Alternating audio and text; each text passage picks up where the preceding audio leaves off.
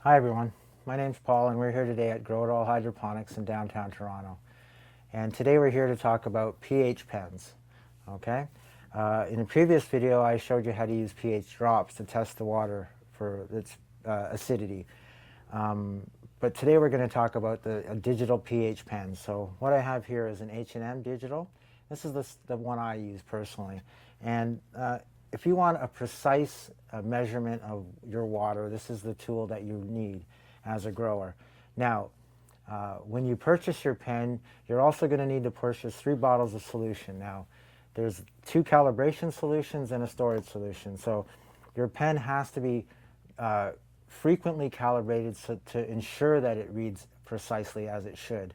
And when you're not in use, it has to be stored in storage solution. So I'm going to take you through the calibration procedure and the storage of your pen. Now, the procedure holds true for all makes of pens. They all read the same way, but this is how the HM pen works, okay? So the first step is take your cap off and put it aside. So what you're going to do is, the 2 solutions that you're going to have here are 4 buffer and 7 buffer.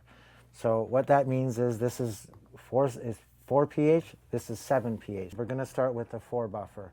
So what you do is you submerge the tip of your pen in your sample solution completely, and then the middle button is your calibration button. So press and hold on the calibration button, and this pen will recognize that it's in the 4, and then it'll start to flash. At that point, you can release the button, and what's going to happen is it's going to flash calibration, CAL, all at once, and then it's going to go from that to CAL, CAL, and then it's going to go end when it's finished there. It's ended. So at that point, you can take it out. It's calibrated to 4. Put it aside, your sample solution, rinse it off in some water, okay, and then for the 7, you do the same thing. Take your 7 solution, submerge the tip of your pen all the way in it, and same thing. Press the center button down and hold it, okay, and it's going to do the same thing. It's going to recognize that it's in 7. Once it starts to flash, release the button and let it go through its process. So CAL, CAL, and then it's going to go through the individual letters, CAL, and then it will go to end when it's finished. There you go, it's ended, there you go. Your pen is now calibrated on 2 points of calibration. Rinse your pen off. Now, you discard these 2 solutions. Don't pour them back in the bottle. At this point, they're no good for reuse. So you're always going to want to use fresh solution every time you calibrate. You're going to want to calibrate your pens at least once a week to ensure that it stays and reads precisely as it should. Okay, so every time you mix your water and everything's mixed together, you're going to want to take a reading of it.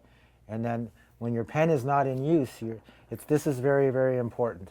It has to be stored wet, and this is what the storage solution is for. So you have a waterproof cap on it. It has a little bit of a sponge in the bottom.